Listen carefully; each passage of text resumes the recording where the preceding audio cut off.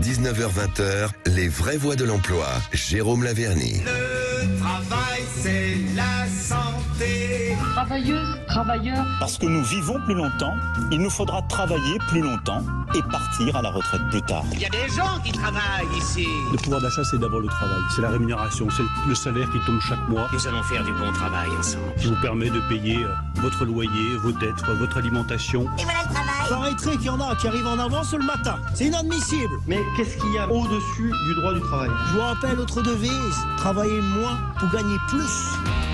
Les vraies voix de l'emploi, bienvenue. On est ravis de vous retrouver comme tous les mardis. C'est Jérôme Laverny qui est avec nous. Ça va, Jérôme? Bonsoir Cécile, bonsoir Philippe.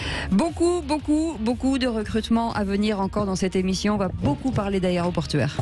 Un festival de recrutement, de perspectives dans ce secteur aéroportuaire et aérien, les deux étant cousins germains, qui a le bénéfice, le grand avantage de séduire énormément le public. Alors il va falloir dire les bonnes et les mauvaises raisons, qui ouvrent de belles perspectives et peut-être dire aussi quel est l'intérêt qu'il peut ressortir de ce passage dans le secteur aéroportuaire et l'aérien pour notamment nos jeunes publics, celui immanquablement d'une très grande exigence. C'est un secteur qui exige beaucoup en termes de compétences, en termes de savoir-être, comme beaucoup d'autres certes, mais avec des contraintes quand même qui sont assez soutenues.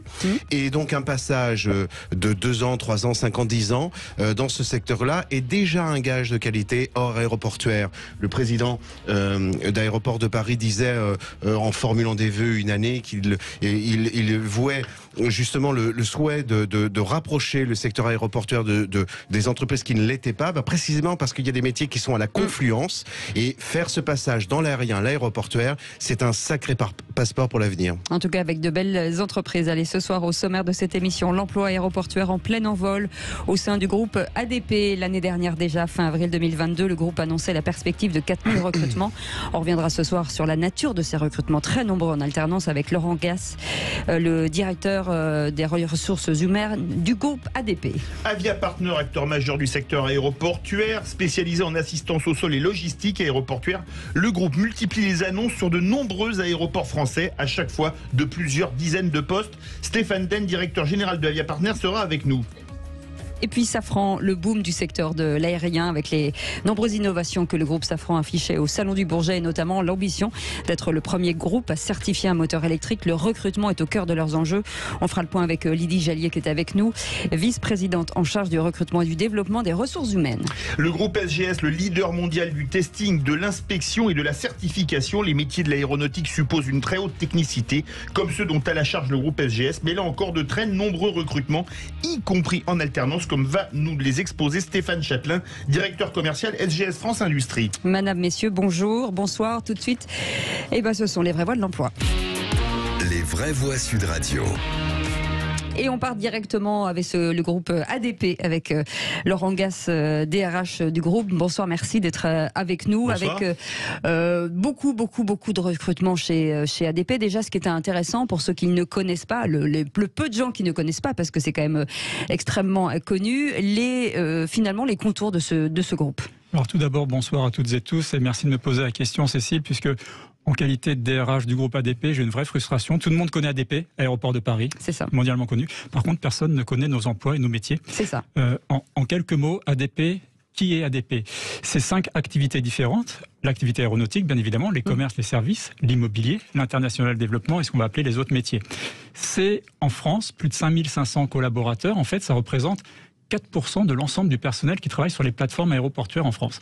Mais c'est un groupe également international, et ça c'est moi, qui gère en direct ou non 27 aéroports, qui est présent sur 120 aéroports également, et qui emploie en direct 26 000 collaborateurs. C'est ça le groupe ADP, c'est peu connu là-dessus. Oui, mais c'était bien de le dire. Allez-y, continue. C'est très fort en ingénierie ADP, notamment pour la conception des aéroports on va dire, clé en main, même s'il n'y a pas de clé de contact dans un avion. Et exactement, on est reconnu pour notre savoir-faire. D'ailleurs, c'est le premier groupe aéroportuaire mondial là-dessus.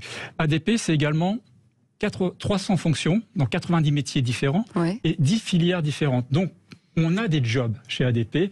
On a des jobs, je dirais, pour s'éclater, puisqu'on a des mobilités internes. Et ça, c'est la vraie ADN de chez ADP là-dessus. Vous disiez tout à l'heure, Cécile, qu'on recrutait 4000 collaborateurs. Alors, c'est un peu moins vrai pour ADP lui-même, puisque l'année dernière, on a recruté 530 collaborateurs. Cette année, on a un plan de recrutement de 600. Mais par contre, effectivement, les 4000 emplois que vous citiez, c'était sur l'ensemble de nos partenaires situés sur les plateformes aéroportuaires parisiennes. Orly qui vous touche de près ou de loin, et qui nous touche de près, et effectivement, puisque ce sont des vrais partenaires. Et là-dessus, on avait mis à place une application qui concerne plus de 30 entreprises également, qui s'appelle AeroWork. J'en profite pour faire ma pub. Allez-y. Et AeroWork, c'est simple. C'est 45 € à chaque fois, donc vous inquiétez pas. Et AeroWork, c'est très simple. Il n'y a pas de CV, vous répondez à un petit questionnaire en 2 minutes et c'est l'emploi qui vient à vous. Donc on va vous dire très clairement sur quel emploi vous pouvez postuler. On va vous proposer des choses. Et si jamais votre profil ne convient pas, on va vous mettre en relation avec des partenaires publics pour vous permettre de décrocher d'un emploi dans le futur. AeroWork, c'est également une plateforme qui permet, je dirais, à la population locale de s'intéresser à notre emploi, de postuler et d'avoir un vrai parcours. Jérôme Laverny, pardon, je vous coupe. Jérôme Laverny, quand j'entends effectivement Aéroport de Paris, je ne sais pas si moi, ne faisant pas ce métier, je me serais dit, est-ce que moi, je suis capable d'aller dans un grand groupe comme ça? Et c'est ça qui est important, peut-être, c'est d'oser, parce que ces groupes recrutent vraiment. Oui, et c'est la méthodologie qui est importante pour nos jeunes auditeurs et même les moins jeunes, en fait, du point de vue et dans le prisme de l'orientation. En fait, il ne faut surtout pas se mettre des silos, des carcans.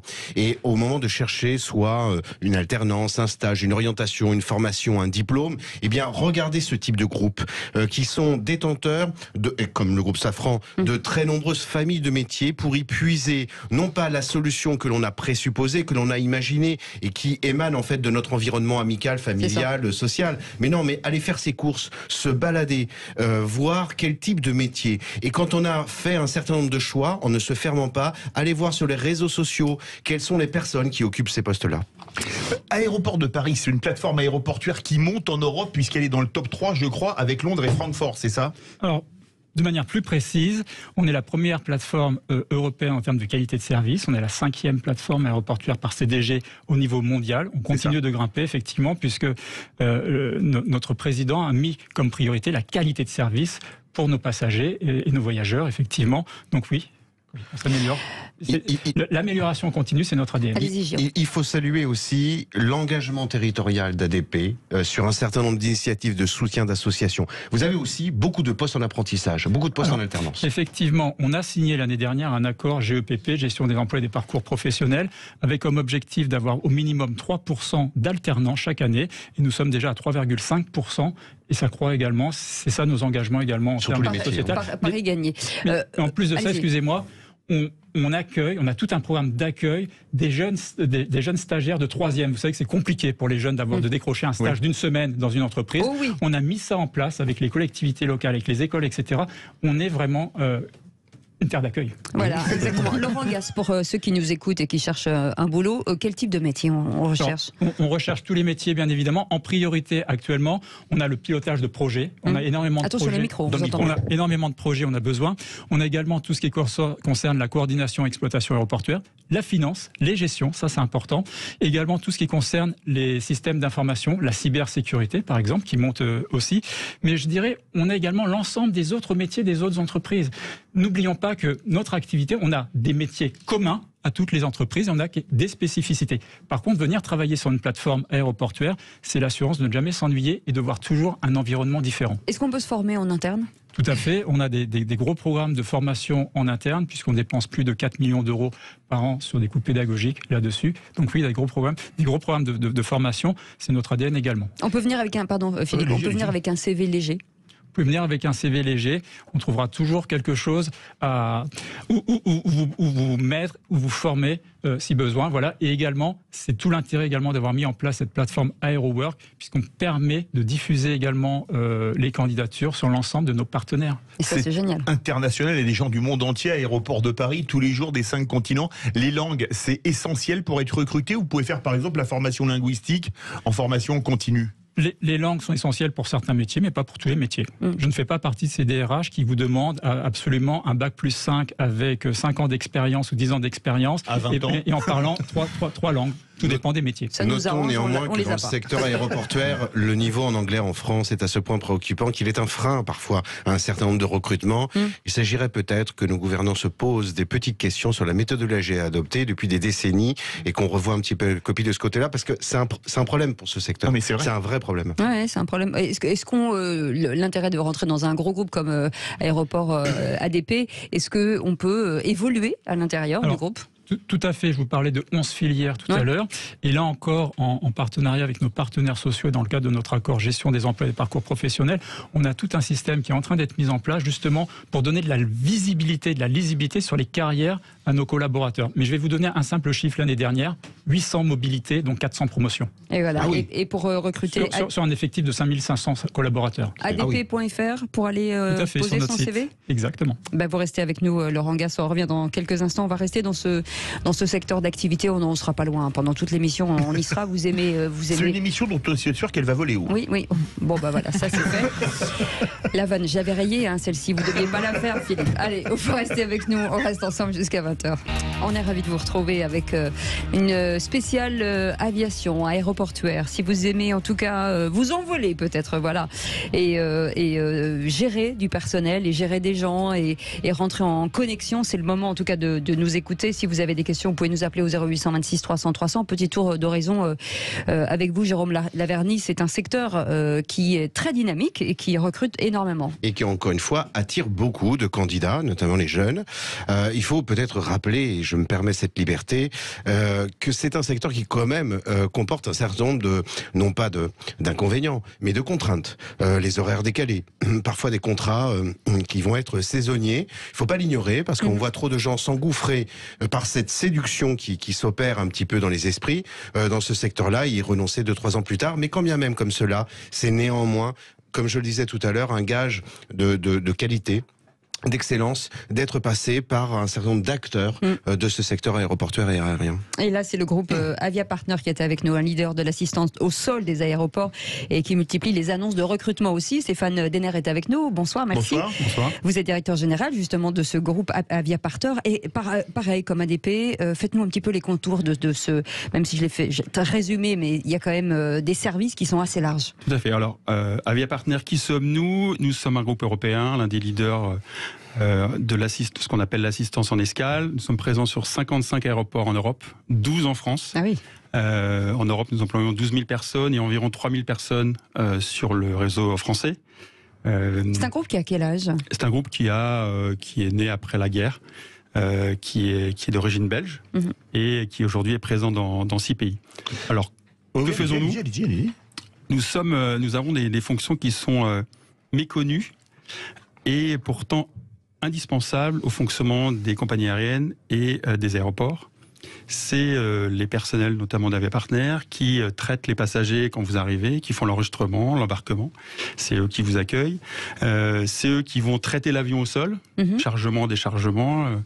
La personne avec ses bâtons qui va placer l'avion ou qui va le faire reculer.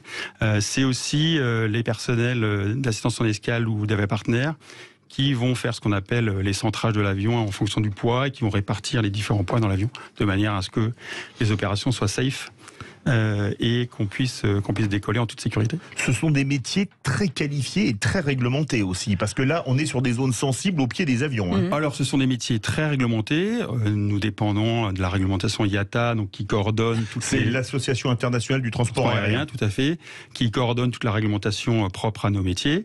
La formation est très importante. Avia Partner dispense par an environ 150 000 heures de formation, qui sont des formations et techniques et réglementaires. En interne ? En interne, et techniques et réglementaires, et propres aux compagnies aériennes. Celles de British Airways peuvent être légèrement différentes de celles de Lufthansa ou de Ryanair, par exemple. Chaque compagnie a ses spécificités. Est-ce que quand on est agent d'accueil chez vous, on peut devenir agent de piste, par exemple ? Alors, le raccourci, c'est assez rare, mais effectivement, on peut aujourd'hui... C'est un exemple. Il y a une mobilité. Et à l'instar de ce qui peut se passer chez ADP, il y a des promotions internes qui sont assez importantes et vous pouvez commencer comme simple agent d'escale, à enregistrer des passagers et d'être demain chef de service en gérant une centaine de personnes. Gérer les bagages, gérer les passagers. Vous êtes sur Sud Radio, la radio du rugby. Dans un peu plus de 70 jours, il y a le début de la Coupe du Monde de rugby, qu'on espère qu'on va gagner d'ailleurs. Est-ce que vous allez avoir beaucoup de recrutement? Parce qu'il y a des milliers de supporters qui vont venir, mais même du bout du monde, de Nouvelle-Zélande ou d'Australie. Alors, le groupe Aéroport Partenaires a la chance d'être présent sur 11 des 12 aéroports qui vont accueillir les 48 matchs, je crois, sur le mois et demi de la compétition. Joyeux Noël. Voilà. C'est des compétitions sur lesquelles on a, on a déjà fait pas mal d'événements sportifs. Des champions, des matchs à Marseille ou dans d'autres endroits. Donc c'est des choses qu'on sait faire. Une partie des pays très lointains vont passer par Paris, vont arriver en province. Et on a déjà recruté. Il n'y a pas de complexité particulière. Ça va être un très bon entraînement pour les JO 2024. Vous mettez en place, dans le cadre de certains recrutements, des contrats de professionnalisation qui, rappelons-le pour nos auditeurs, sont des contrats d'alternance ouverts à un public, quel que soit l'âge. Du reste, petite parenthèse, il serait précieux, on l'a dit de multiples fois à cette antenne, que le gouvernement étende les aides assorties au contrat d'alternance au-delà de ceux d'apprentissage, mais au contrat de professionnalisation, car c'est le besoin des entreprises et du public. Donc ces contrats de professionnalisation constituent un tiercé gagnant, parce que la formation pour vos candidats est gratuite, ils sont rémunérés, et cette formation est un marchepied, un préambule pour l'intégration au sein de vos équipes. Tout à fait. Cette année, depuis début janvier, on a recruté plus de 900 personnes sur le groupe Aéroport Partenaires en France, dont 300 contrats pro, qui sont répartis sur les différentes plateformes en province et à Paris. Et effectivement, c'est un marchepied formidable, puisque la personne peut se familiariser, prendre connaissance des contraintes dont vous parliez et des différents processus propres à la gestion des avions et des passagers. Et très souvent, on est amené et on est ravi à proposer des CDI pour que ces personnes restent chez nous et à les pérenniser. Stéphane Denner, tous ces métiers qui sont pas toujours identifiés par les gens, c'est-à-dire qu'effectivement sur la piste on voit qu'il y a du personnel, mais on ne connaît pas l'expertise du métier. Et quand on sort de l'école, comment accéder à ces métiers? Comment les découvrir? Comment les connaître? En fait, c'est trouver un système peut-être du stage, de l'immersion pour voir un petit peu l'entourage. Pareil pour ADP, c'est la même chose. Il y a les stages d'immersion, mais Monsieur Gass rappelait effectivement la plateforme Airwork qui a été créée il y a un an et qui est une réussite collective, je pense, de l'écosystème, et qui fait qu'en fait, vous n'avez pas besoin de CV, vous venez et on vous fait un test de personnalité, on vous demande ce que vous aimez, et en fonction de ce que vous faites et de ce que vous répondez, votre candidature est envoyée à un certain nombre de métiers et d'entreprises. Et il y a eu 16 000 candidatures sur Airwork, il y a 500 recrutements déjà, et il y a 900 personnes en parcours de recrutement. Donc c'est quelque chose qui est... Et les taux de réussite importants? Sur des taux de réussite, il y a des prérequis. Enfin, même s'il y en a deux, c'est toujours de la réussite. Il faut avoir le permis de conduire, par exemple. Pour venir ou pour conduire en piste, il faut savoir parler pour accueillir des passagers. Il faut avoir un casier judiciaire vierge. Oui, ça a vu le français dans la quasi-totalité des cas. Donc, il y a certains prérequis, mais ça permet de connaître un certain nombre de métiers qui étaient effectivement méconnus et sur lesquels les candidats, même s'ils n'ont pas réussi la première fois, peuvent être réorientés. Et on s'appuie aussi sur les services publics de l'emploi. Mais entre Laurent Gass, et vous, on en parle souvent avec Jérôme Laverny, le savoir-être est primordial dans ces métiers-là. Oui. Ce sont des métiers d'hospitalité. Oui, c'est ça. Il y a l'avant, effectivement, ces prérequis qui sont demandés par les entreprises, et puis il y a l'après. C'est précieux de le dire à ce micro ce soir. Un agent d'escale, par exemple, peut très bien imaginer, parce que n'ayant pas de contrainte familiale, de pouvoir effectuer cette mission, même avec des horaires décalés, et basculer sur de l'hôtellerie, sur des postes de réceptionniste, avec des horaires permettant là, pour le coup, une vie familiale un peu plus aisée, un peu plus commode. On s'adapte. Oui. Et pour postuler chez SGS? Alors, j'ai anticipé Avia Partner. C'est assez simple. On vous demandera après. M'apprendra à pas lire mes notes. Aviapartner.com, il y a un onglet job, et après, en fonction de l'endroit où vous souhaitez postuler, puisqu'on est présent sur beaucoup de plateformes en France, vous cliquez, il y a une adresse spécifique. Et on va donner votre numéro de portable 06. Non, je présente. Allez, vous restez avec nous, on fait une petite pause, on revient dans un instant. Vous parliez de SGS, on va en parler dans quelques instants, bien entendu, et puis on a plein de propositions de de métiers encore différents à vous proposer. On revient dans un instant. On est avec nos amis Jérôme Laverny et Philippe David jusqu'à 20h. Bienvenue et merci de votre fidélité à Sud Radio.